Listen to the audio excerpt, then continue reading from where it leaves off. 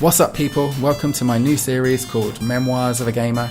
We're kicking off things with some Double Dragon, the first game I ever beat back when I was an Atari ST gamer. We're looking at the Mega Drive version today. So let's just get into the action. So here you can see the iconic opening sequence of the game. The bad guys punch your girlfriend in the stomach.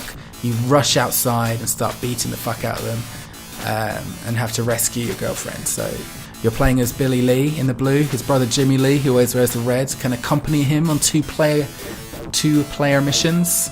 They're martial artists and twin brothers, so that's pretty cool, isn't it? For the 80s, maybe it was. Nowadays, I think it'd be a bit weird, but there we go. So the aim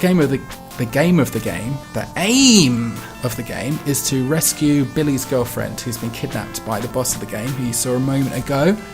It's a bit of a weird one because you start out outside your martial arts dojo, which has a car parked right in the front of it for no apparent reason, but whatever.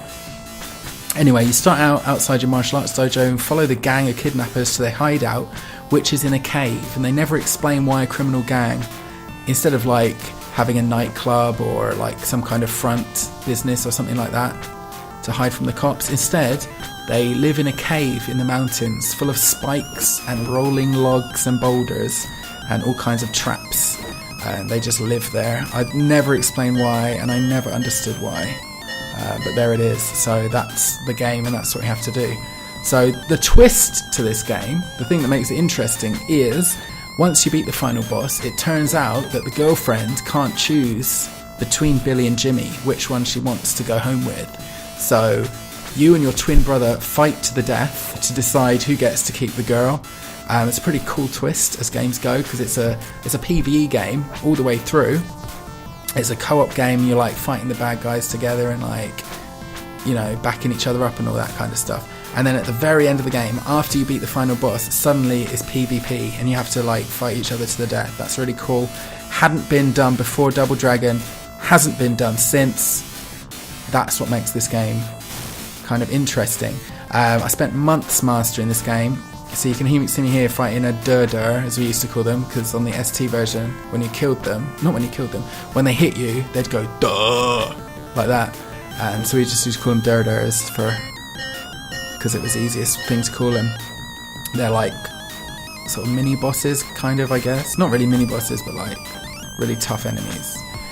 And like if you don't sort of deal with them, they can fuck you up. If you let them get some momentum built up, they will fuck you up like that. They'll like just throw you around and clap you and stuff, like that old, you know, when you've been tangled advert. They'll do that to you and it hurts, so you need to take care of that.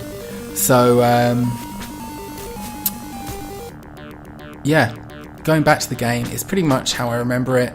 It's not as satisfying to play as I remember it. It's a bit, the AI is a bit lacking now. Like, look at how they follow you around like that. You saw it a moment ago. I'm not sure if we'll see it again, but yeah, it just doesn't feel right.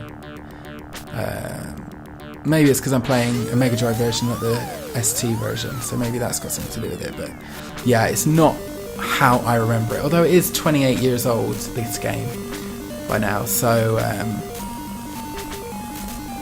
yeah, you get like a good little momentum like that up against the wall. No one can stop you.